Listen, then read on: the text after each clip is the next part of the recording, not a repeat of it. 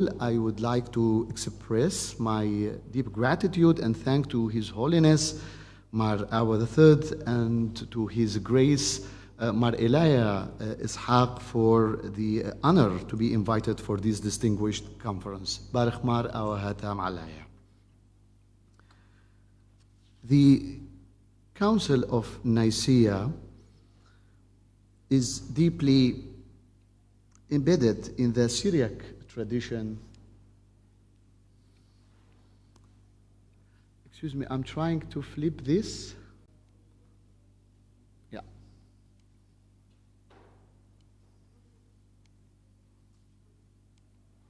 Very good, thank you. The Council of Nicaea is deeply embedded in the Syriac Christian tradition. Its narrative and canons have been living with the faith, worship, and identity of the Syriac-speaking communities. For this reason, a new critical edition of the Syriac document of Nicaea is not just an academic exercise, but a vital service to a living tradition. My presentation introduces a forthcoming critical edition of the Syriac Nicaean documents, which focus on their complex of textual history with an English translation that will be offered by Malpana Robert Kitchen. The forthcoming edition will serve as a comprehensive foundation for future scholarly and ecclesiastical engagement. Its presentation in Erbil at the invitation of His Holiness Mar Awa III, Catholicos Patriarch of the Church of the East, is particularly timing in 2025, giving the 1700th anniversary of the Council. This strategic timing elevates the project, transforming it from a specialized academic pursuit only into a direct contribution to the ecumenical dialogue, providing a historically grounded basis for discussions on the Nicene legacy.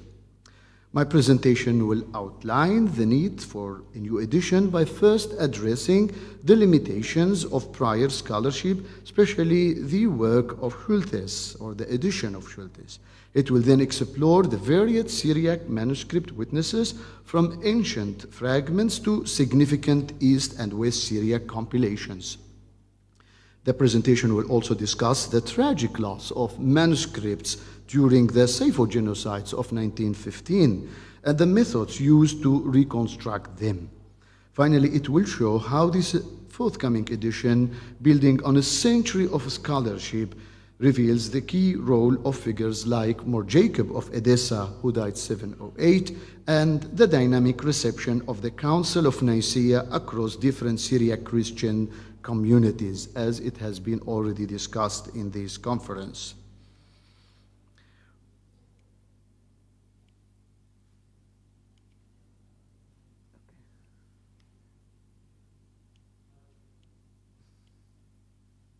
While Schultes edition, I hope that I'm doing this right. While Schultes' edition of 1908 of the Syriac Nicaean documents was a pioneering effort, it is now considered outdated. The primary limitation of his work was using manuscripts available only in Western libraries, such as in London, in Vatican, and Paris. This meant he overlooked a vast number of Syriac manuscripts located in the Middle East that have since come to light. Also for those manuscripts that he was not aware of and they were in Western libraries.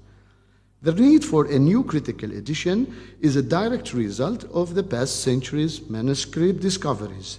Since Schultes' publication, many new Syriac texts, such as the Mardin manuscript 309 and the 310 that they have been already mentioned in the previous presentations, have found by Vobus. These new witnesses offer crucial insights into the transmission and the reception of the Nicene canons, showing that textual history is a dynamic, not a static. The new edition will integrate this additional manuscript and others to provide a more comprehensive and accurate understanding of the Syriac textual tradition of Nicaea.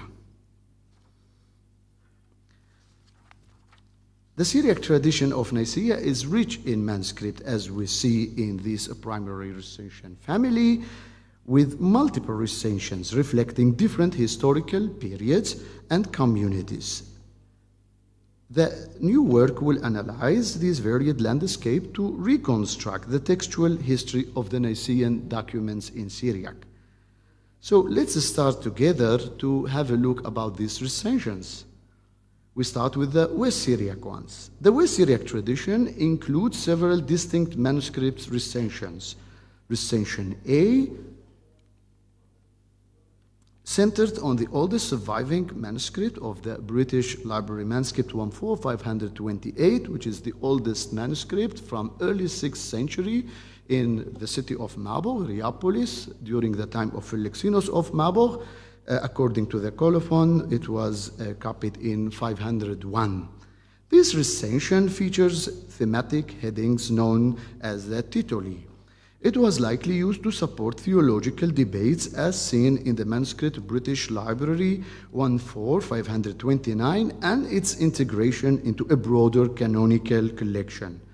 Another fragment, which is the Harvard one of 93, connects this recension also to Jacob of Edessa.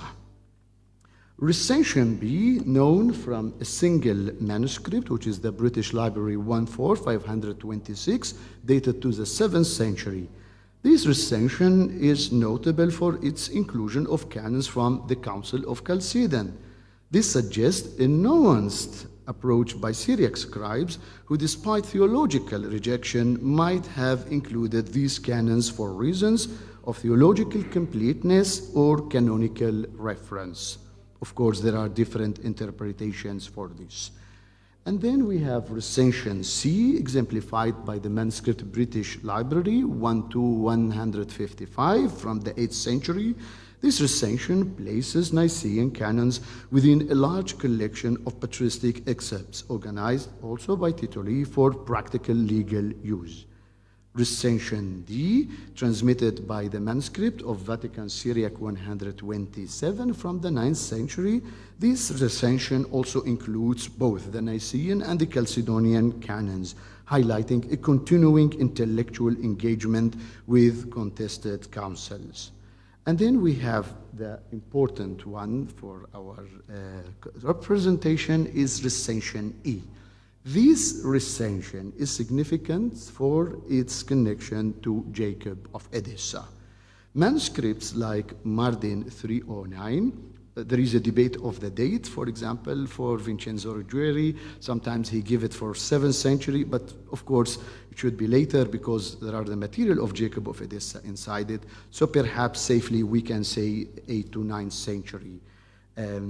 This manuscript, and also we have also the 310, which is a sister manuscript of it.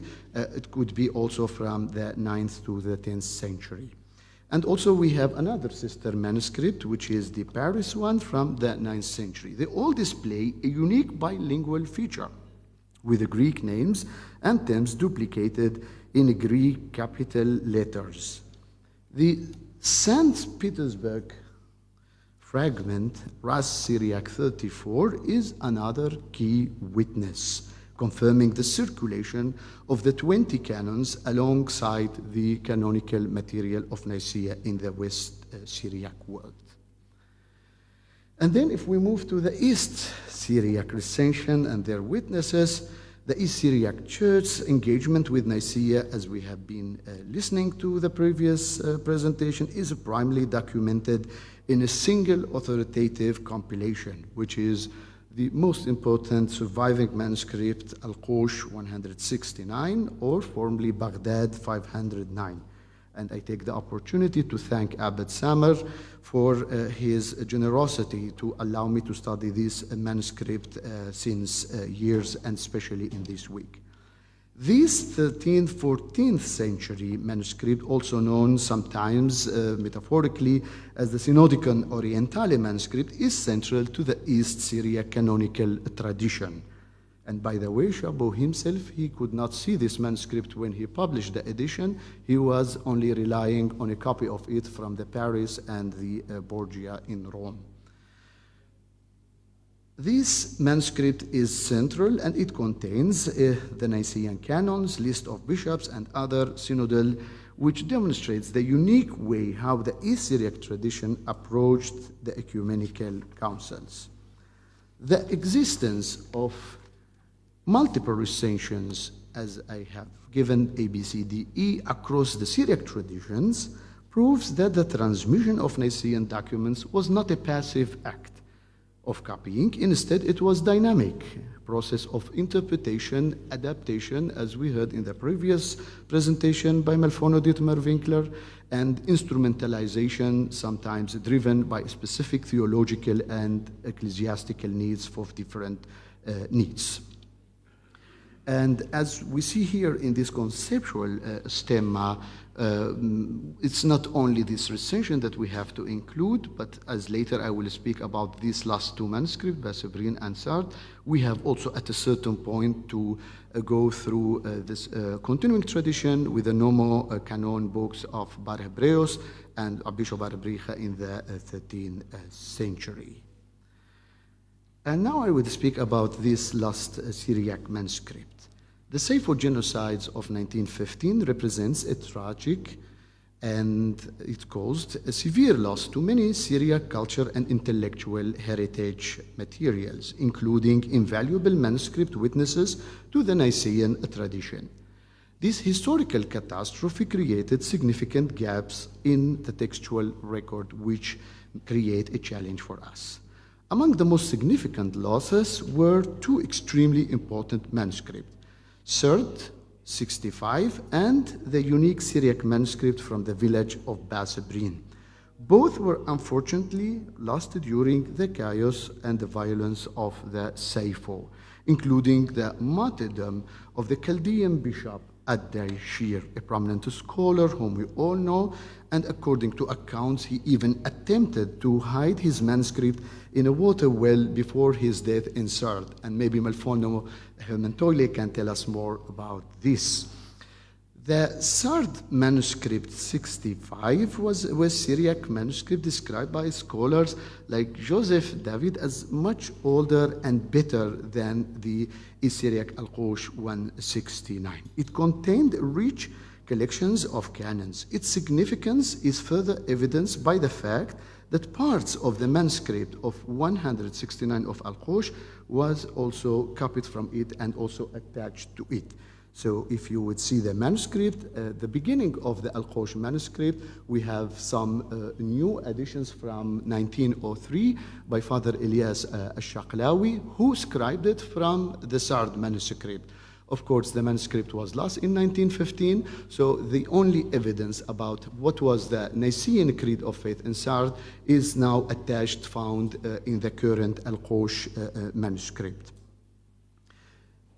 And the loss of the Basabrin manuscript, which is a West Syriac canonical manuscript, was equally devastating.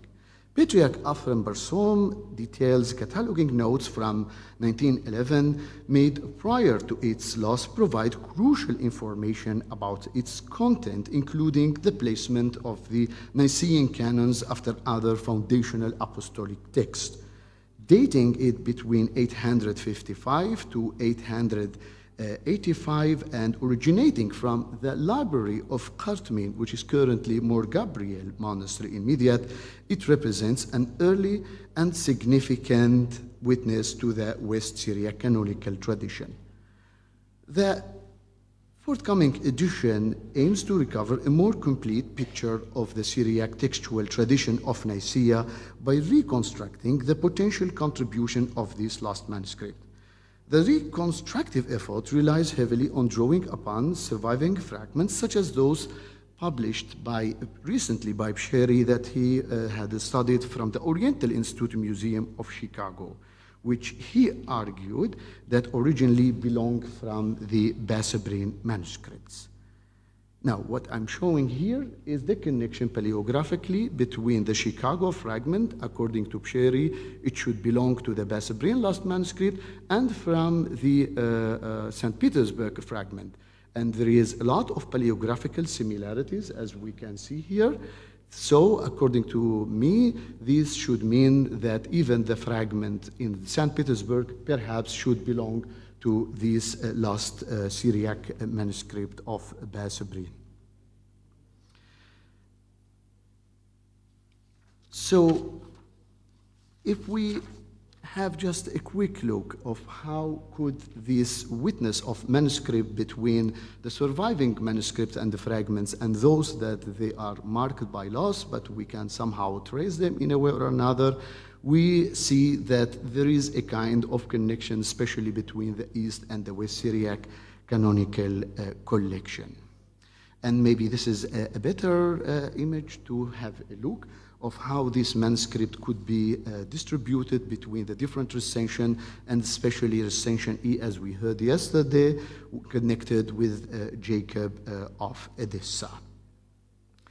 The other thing also that I promised to show you that that should be an effort and attempt to study it from the later canonical tradition with the nomocanon of Bar Hebreos and Bar Bricha, the East Syriac and the West Syriac. It's very interesting that we have these two oldest manuscripts of the nomocanon of Bar Bricha and Bar Hebreos surviving not in the Middle East as someone can imagine, but in the Indian Malabar shores.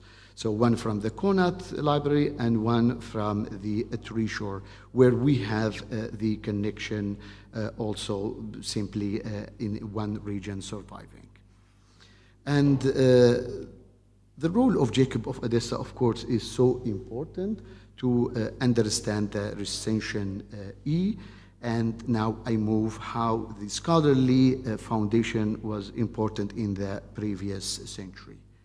First of all, I start with Schutes in his 1908 edition, which was foundational work, of course, for all of us, and we are all indebted to him, pioneering in the identification of various Syriac translations and recension. Despite its limitation, it remains a crucial starting point for understanding the early transmission of the canons.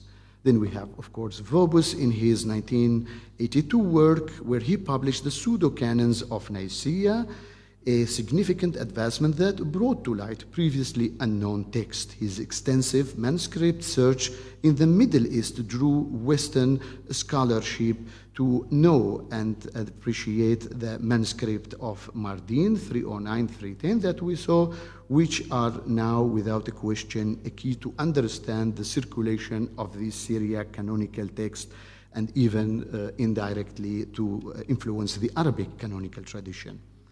Then we have also Professor Kaufhold, whom I am very honored that he is present in this lecture.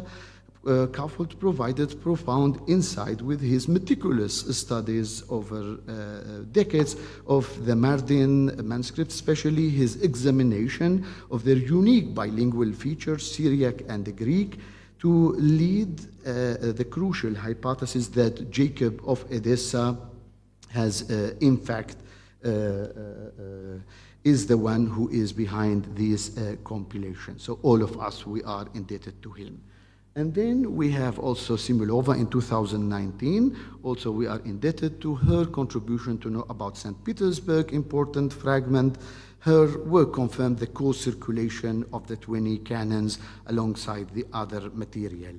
Then we have Jonathan Stutz and Drivers. Their scholarship is also crucial and important to understand the circulation of the Nicene canons in Syriac and then in Arabic, connecting them also with the popular narratives of Constantine and his mother Helen.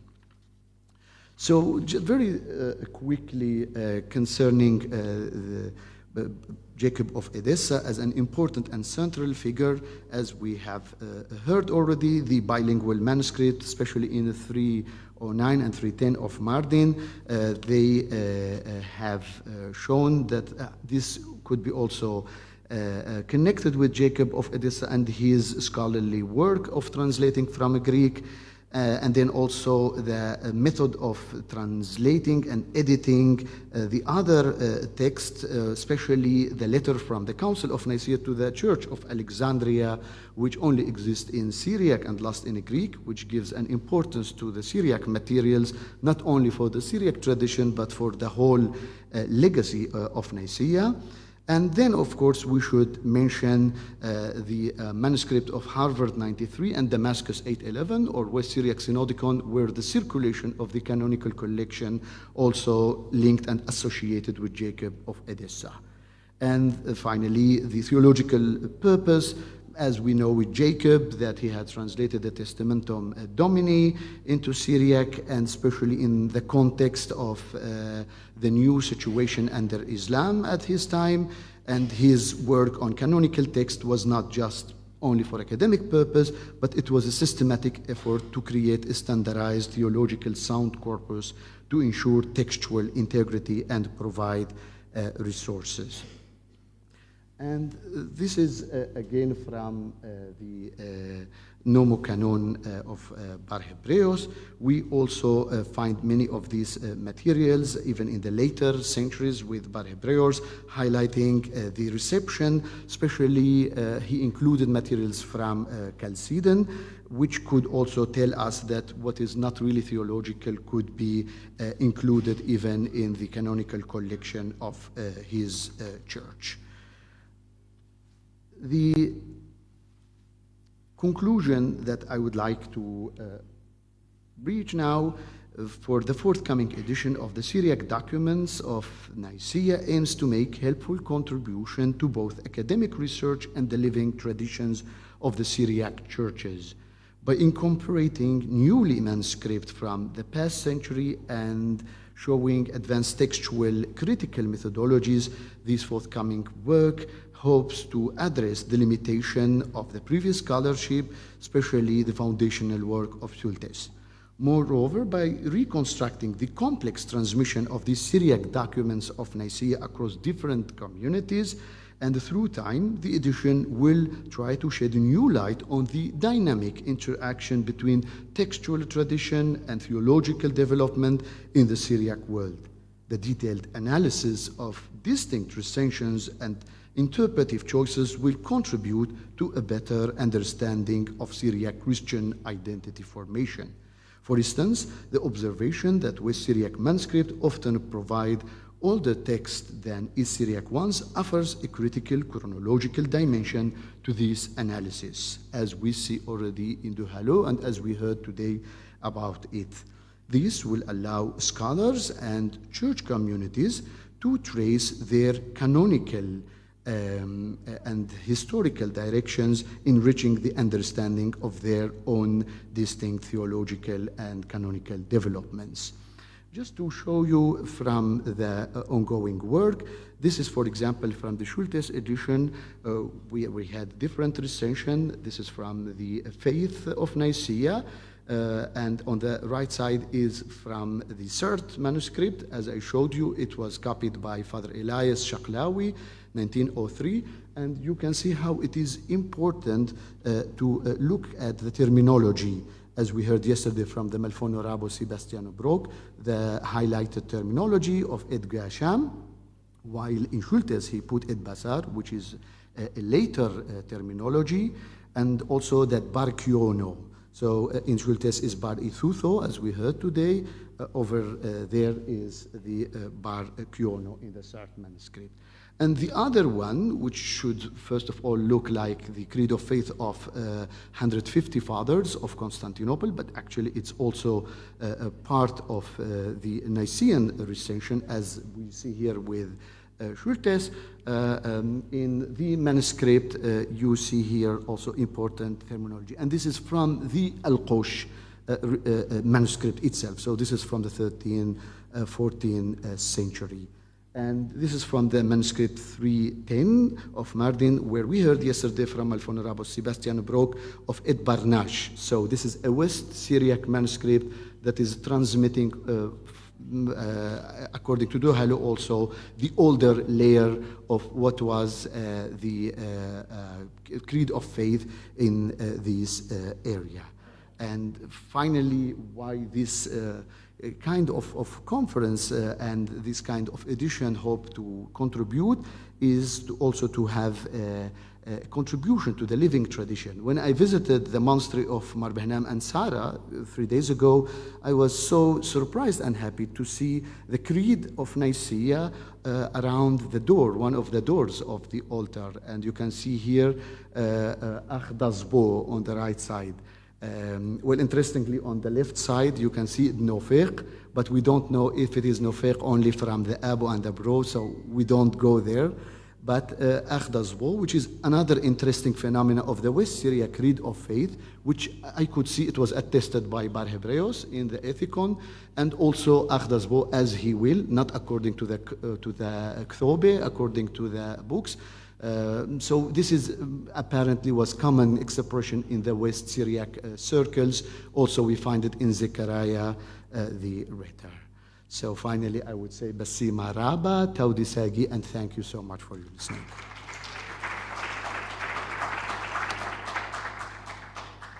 Thank you, sister. Thank you very much, Dr. Ephraim. And our next speaker comes all the way from Canada, Professor Robert Kitchen. Thank you so much for coming, Professor.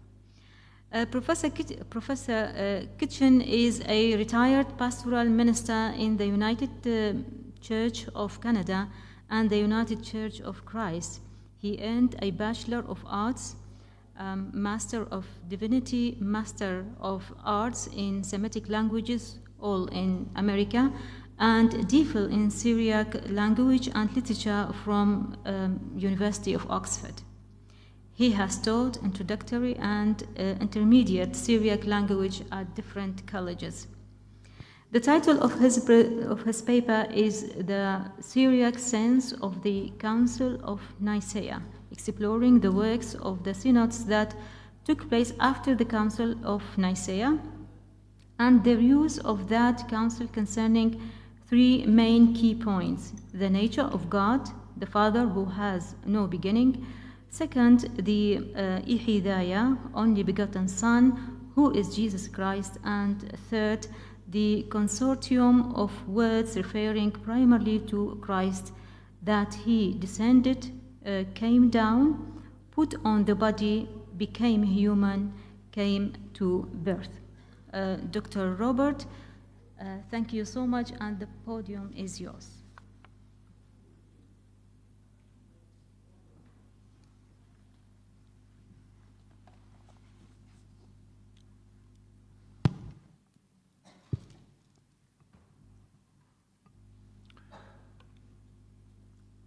I would like to offer again my gratitude to His Holiness Mar Ava III and His Grace Mar Elia Isaac for their invitation to this indeed splendid and unique conference.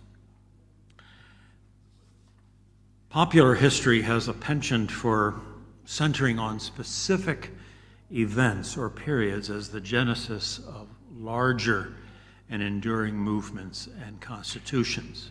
Christianity began with Jesus of Nazareth during the early first century CE, we can call it.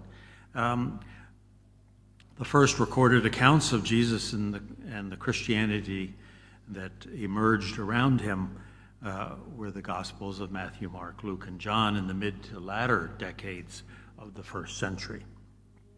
But eventually, Christians from a broad range of backgrounds, cultures, and languages began to think more precisely about who Jesus was and what was the intellectual and spiritual content of what he was saying. Not everyone thought in the same way, or even identified the same characteristics of Jesus and Christianity as being essential. So that resulted in a level of turmoil and antagonism as several Christianities, our historians report to us, appeared to form. So the leaders in the church eventually recognized the chaos of rival ideologies, and they called for a council to be convened to think through thoroughly together the definitions necessary for a unified church. The meeting place was Nicaea in modern southwestern Turkey. The sessions and ceremony and summaries were conducted in Greek, but this was also a region in which Syriac was spoken widely. And it was not a short conference, but it is indeed where critical Christian theological thinking adopted a deeper method of investigation. In the end, Nicaea, I think naturally, humanly, did not say everything, but the thinking out loud among the different parts of the church began 1,700 years ago. Indeed, every church council, synod, ecclesiastical commentator, and denomination, whether it be Roman Catholic, Orthodox, Protestant, Free Church, has needed to seriously consider Nicaea's words and initiative, and then needed to affirm, edit, rewrite, and even in some instances to reject part or all of the Council of 325. The 318 church leaders, give or take a few, depending upon one's understanding of Genesis 14:14, gathered upon the command of and in the physical presence of the Emperor Constantine to determine what Christians should really believe. The delegates at Nicaea, however, for our benefit, it seems, took very good notes so that we can read the progression of debate that ensued for days. Not everyone appreciated Nicaea eventually, or even thought that it had gone far enough. But the council, the concept of an event, of a council, took hold, and it leading later to the Council of Nicaea in 451, where the definition of faith would be adopted largely in the West, in the East, and on the borders of the Persian, Sasanian, Zoroastrian Empire, the East Syriac Church had different challenges. The canons of Nicaea found their way quickly into a number of languages, and Syriac was indeed one of the earliest translations. Several versions of Syriac translations survived, as we've already heard from Dr. Isaac, presenting a different, distinctive tone to the elements of the council. The liturgy, however, is often a good place to see the genuine influence and living spirit of doctrine and conciliar decisions. So there's a liturgical hymn in the Beth Gazo, the canonical hymnal of the West Syriac tradition, that gives witness to the early reception of Nicaea. The definition of faith of the 318 fathers with whom we agree is the Father who has no beginning, the maker of heights and depths, of the visible and the invisible, the only begotten Son, who is from him, who came down and put on a body. He became human and came to birth. The Holy Spirit, the Paraclete. This is the Trinity of the Godhood. Alleluia. Anathema to the one who investigates him. I'm going to make a few notes about the Syriac version, and then go on and discuss some of the other synods that eventually dealt directly with the proceedings of Nicaea. So the first line is the Father who has no beginning, Abba Delait Le Shuria.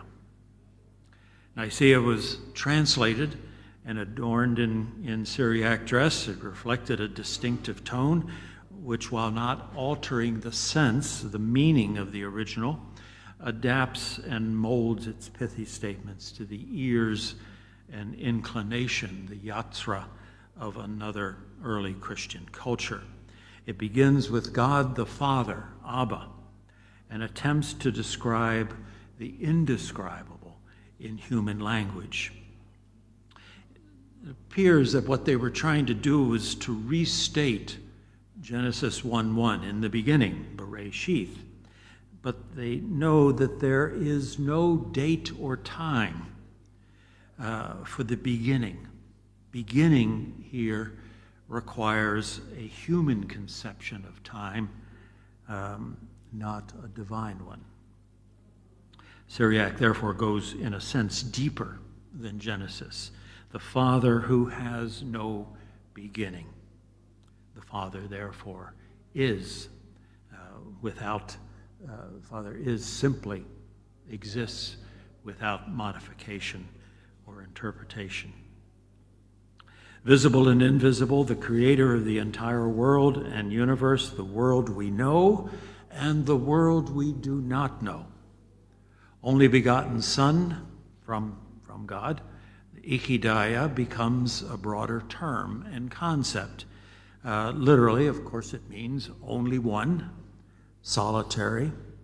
But this term is expanded in order to identify monks and solitaries, but also whoever is living, what state, social state they may be in, who is ever living in the spirit of Christ, the Ikhidaya. Who descended or came down is the literal action of Jesus lowering himself, Christ lowering himself, coming down to humanity. And he put on the body. He dressed as a human being, Lebesh Pagra. And he became human and came to birth. Birth as a human being is a process of becoming, an arduous, painful act, not the least because of, as we know at the beginning of our Gospels, the humble conditions in Bethlehem. It's far more than that. For Christ, God, who has no beginning, birth is indeed a paradox.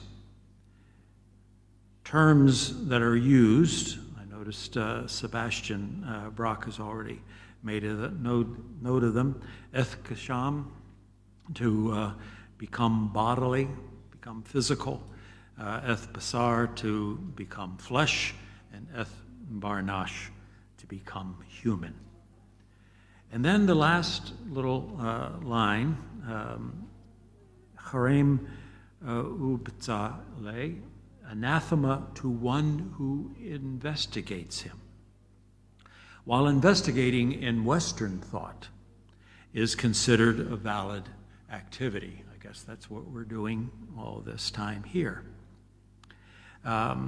It's examining, researching, testing, but here, investigating the nature of the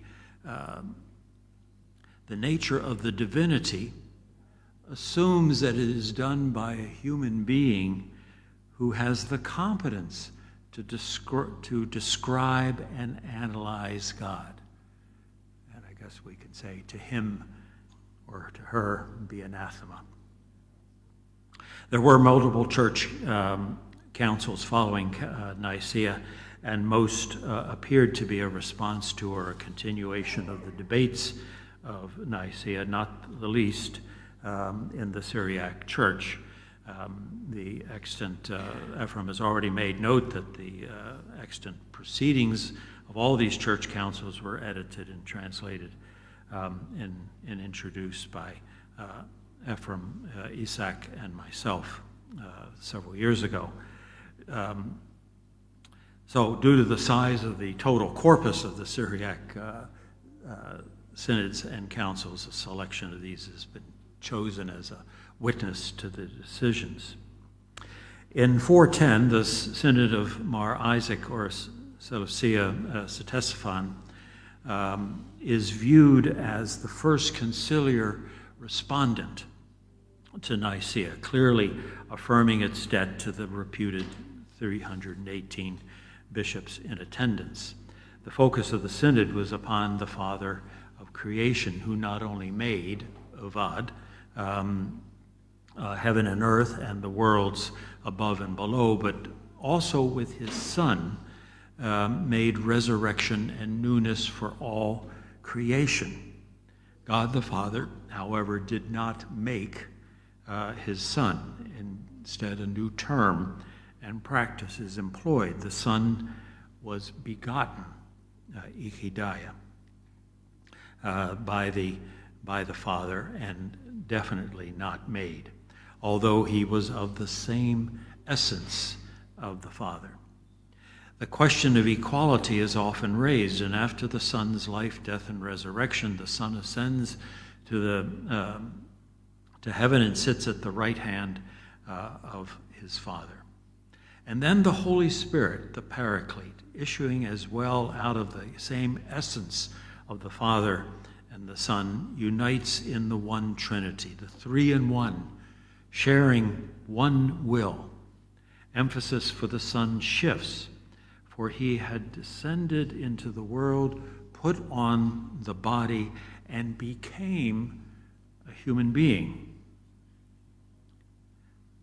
Okay, we have another synod, the Synod of Akak in 486. That's A-Q-A-K. The Synod of Akak made a few adjustments in the language of Nicaea to show its emphasis. God is omnipotent, makes all things visible and invisible. Jesus Christ, the one Lord, is the only begotten. The Synod underlines that he was begotten, not made. And while Christ came down from heaven to save us, two synonyms are employed. He was incarnated and inhominated, a more emphatic term to describe becoming human. So he became flesh. He was incarnated. And then, more than just flesh, he became human, which has more specific qualities, being human, than, for instance, an animal.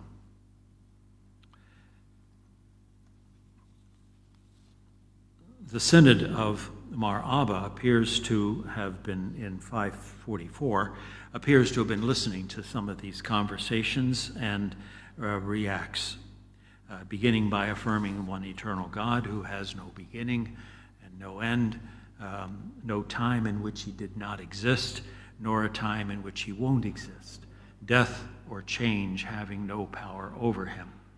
And Mar Abba focuses on the physicality of Christ's nature, born according to the flesh of the Holy Virgin Mary without the intimacy of a man through the power of the Holy Spirit, being baptized by John at the age of 30, fasting 40 days in the wilderness, choosing the apostles, and working signs and wonders.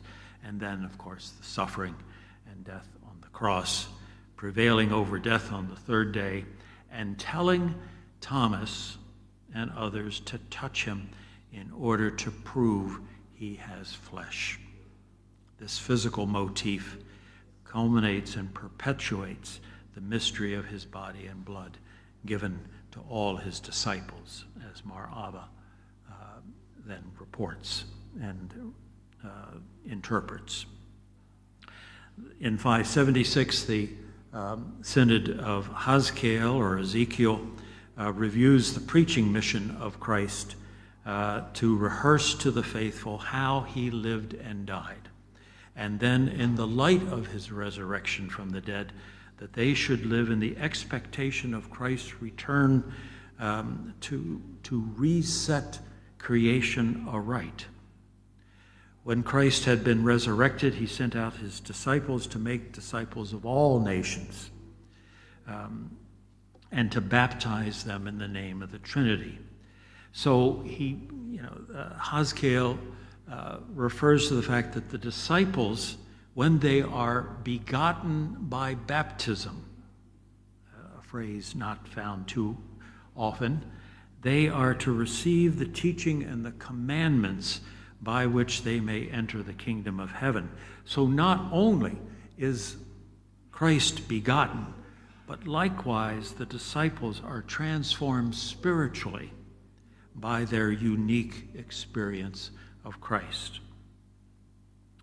In 585, Ishoyab emphasizes his explication of Nicaea that God is one, even while perceived in three konome or hypostases, substances and persons. The reality of the coessence of the Trinity, which he declares beyond numbering, is that the Lord your God, the Lord is one, a poignant reminder not to revert to the logical heresy of Arius and his mad mouth, who had attempted to divide the coessentiality of the Trinity.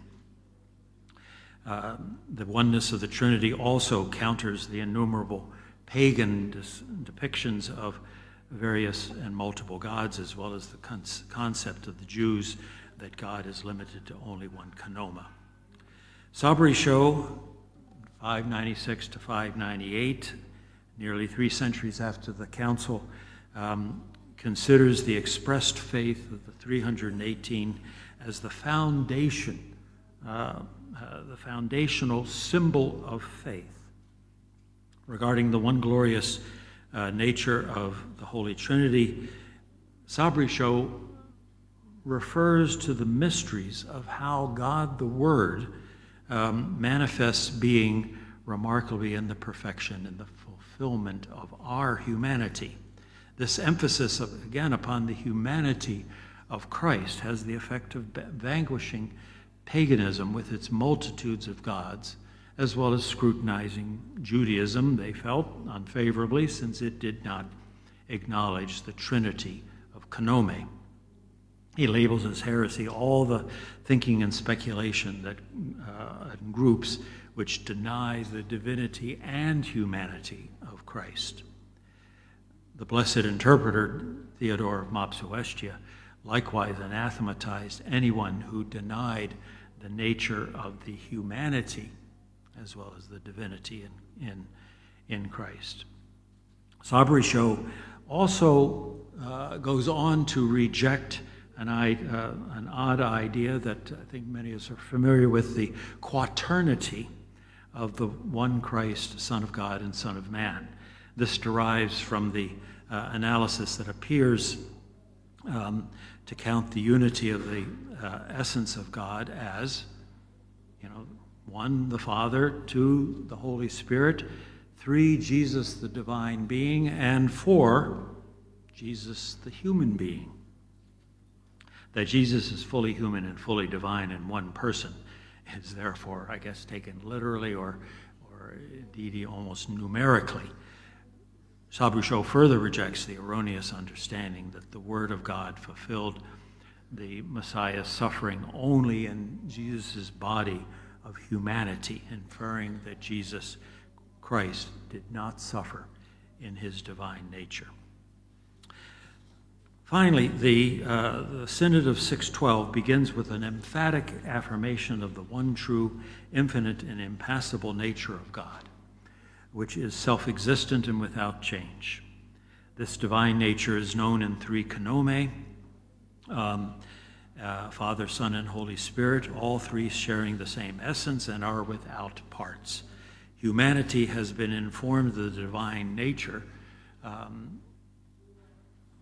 largely through the saints and through the prophets, but in a limited way.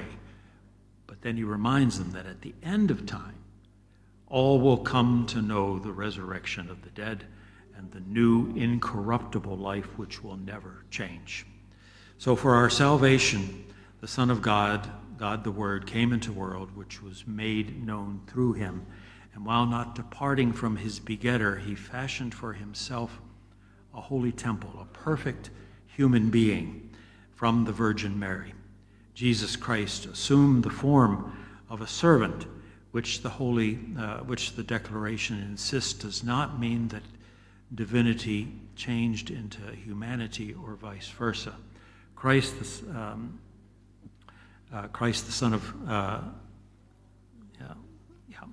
Son of God, whose divinity does not disappear, nor is his humanity stolen away,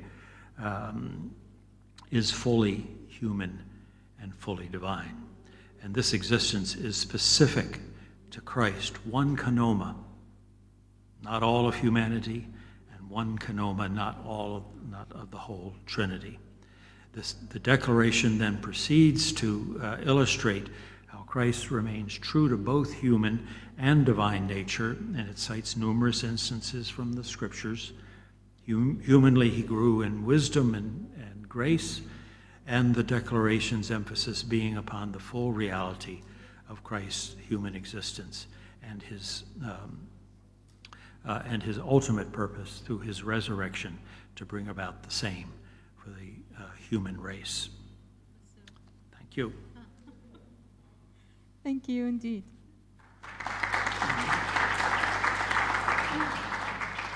Thank you for both speakers.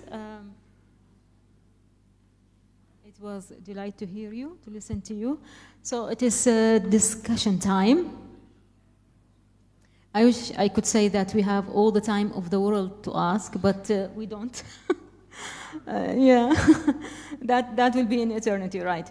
So questions to our speakers.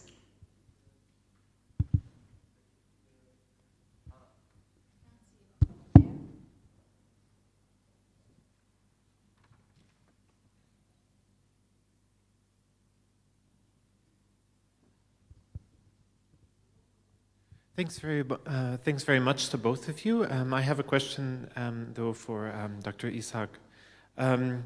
If I understand right from your presentation of the recensions, so I think we get up to epsilon, or if I'm not 5 or 6, but do we have an idea of how many independent translations from the Greek there were?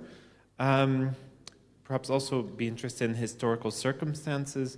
And related, if we have a revision of one, do we have an idea whether this was made in reference to the Greek at any point? So whatever insights you gained, I'd be interested.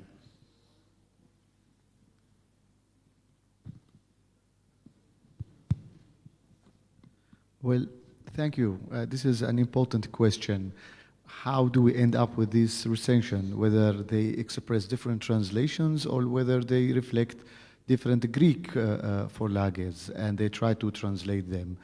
I would say that it could be 2 possibilities. Of course, thanks to the scholarship of Kaupold and sometimes Vincenzo or Jerry and others, they try to find this kind of Greek connection with forlage.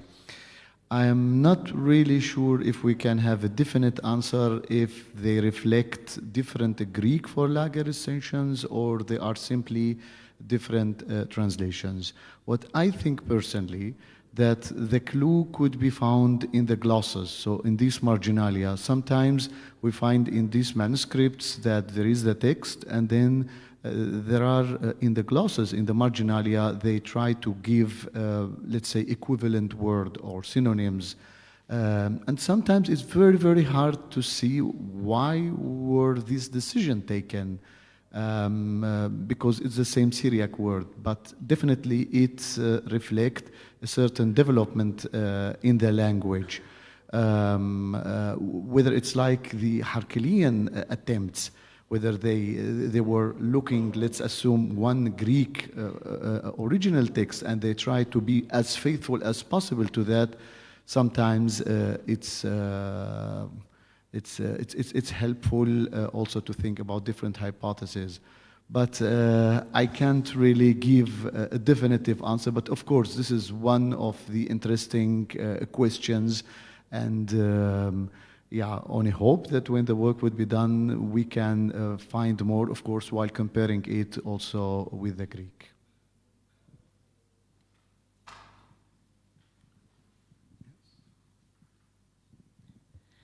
Thank you very much for your interesting talks. I have a question also for Ephraim.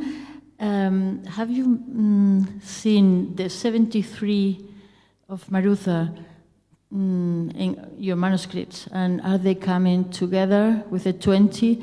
I ask that because I'm working in the Macarius collection, and the Macarius collection states that the 318 wrote 3 books.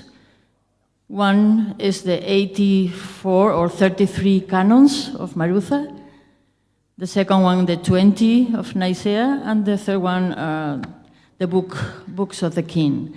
And I just wonder if you found something similar, but at least about the 73, if you have seen them. Yeah, thank you for bringing this. I mean, of course, you know, this snapshot was kind of general, and there are also more in-depth to take into account to do this kind of proper reconstruction or this forthcoming critical edition. First of all, it's, as you mentioned, the Marutha collections, the 73.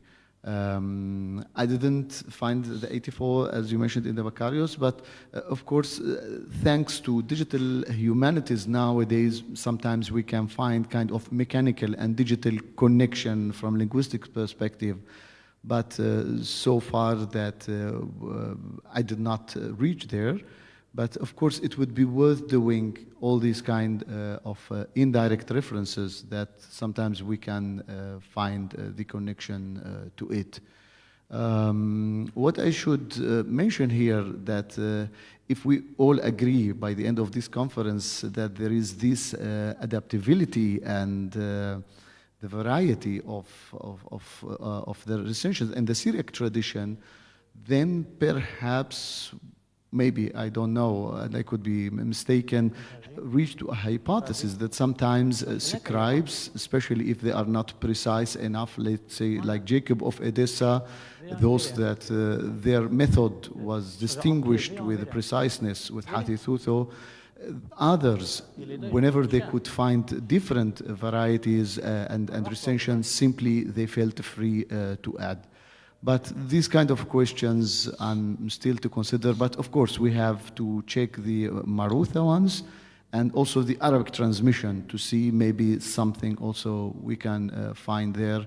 And as I mentioned, also with the other kind of testimonies, such as in the West Syriac Synodicon with Damascus 811.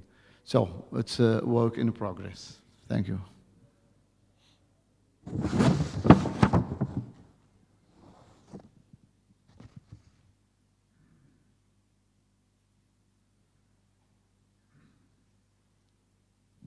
Thanks for the speaker, for all the speakers. And I have a question, particular but also general, and I think for the two speakers.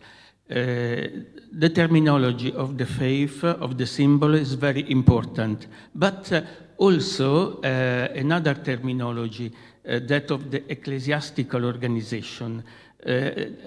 Do you know in the text that you presented that we have a standard translation of the term bishop, episcopa, or in this text of the synod, the canon, etc., we have also a trace of ancient term of the bishop in the Syriac tradition, Alana, Risha, Raya, Kona, etc. But in this text that you also presented in a new translation, do you know if there is different kind of terminology of the bishop, or only the text Greek in Syriac Episcopa? Thanks. Yeah, thank you so much. This is a very important question, I think. What I have seen is only Episcopa. And of course, there are sometimes different way of how presenting it, sometimes without youth. So this is very common, so Episcopa. There is something else also very interesting for Al-Qosh manuscript, not for the Episcopa, but for the term Catholicia. So there is always these two dots over the final Qof. Why is it simply to refer to how to be pronounced? Is it the plural way? I don't know. I'm in the presence of great Malfone, like Malfone George Kiraz and others. So sometimes these long Greek words that they come to these collections, it's very interesting. They have kind of standardized uniforms, yeah. But what I have seen was always about Episcope. But I don't see Ra'yo or let's say even Hasio or other kind of equivalent. Yeah, I hope I could answer your question. By the way, if Malfono Kaufeld would like to comment on anything, I would be more than happy and honored if there is anything you would like to add. Thank you. Because we are all indebted to him, to his studies and other scholars as well.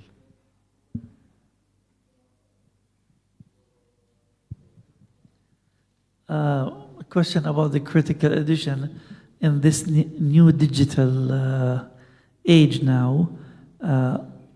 What is the place of the critical edition is the question. You have here two issues. One issue is you have recensions. So how does one presents recensions, and then within each recensions you have the issue of the apparatus, which in today's world we can think of the critical apparatus of the old times as an analog database, basically. It is simply presenting data, and now with the availability of manuscripts online, people can check them. What should a modern apparatus look like? Yeah, thank you, Malfono. Indeed, this is an important question. And now, thanks to digital humanities tools, we have different ways. I mean, that if we speak now technically, because your question is technical, if we use the critical text editor, for example, there is the possibility to show the manuscript. Yes, some of the manuscripts are available online, but accessing them is not easy. Of course, thanks to the generosity of some librarians like Ambasamer, he could allow to study, but of course it's not possible to offer the images or to take even photos with respecting each policy for each library. So this might create challenge, but some of these manuscripts indeed are available online. And my thought is to present each manuscript, because I think each manuscript is important by itself because it reflects something, maybe at least the interpretation of the scribe, of how the scribe looked at certain terminology. So presenting the text, and then you can link each word where exactly this word can be found inside the manuscript.